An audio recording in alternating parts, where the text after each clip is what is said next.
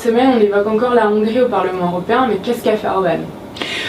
Orban est, comme d'hab, un Premier ministre hongrois qui ne respecte pas les principes fondamentaux de l'Union européenne, c'est-à-dire l'état de droit, l'indépendance de la justice, le droit d'expression, donc notamment la liberté de la presse. Aujourd'hui, la Hongrie ne pourrait pas, si elle était candidate, entrer dans l'Union.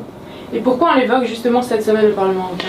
C'est un rapport régulier sur l'état de droit en Hongrie, puisque nous savons que sur de nombreux points, cela pose problème. Et nous avons abordé également la question de la présidence de l'Union européenne, planifiée pour l'instant au premier semestre de l'année prochaine, donc dans un an. Comment un pays qui ne respecte pas les fondamentaux de l'Union pourrait présider les travaux? Et justement, est-ce qu'on a la possibilité de suspendre les travaux de la Hongrie? Alors, juridiquement, pour l'instant, rien n'est prévu, mais c'est des circonstances totalement nouvelles. L'article 7 a été voté pour la Hongrie il y a 5 ans, c'est-à-dire le constat qu'il y a des infractions très graves, très profondes. La situation s'est plutôt détériorée depuis d'ailleurs. Donc comment ce pays pourrait-il diriger l'ensemble de nos travaux et M. Orban présider le Conseil ?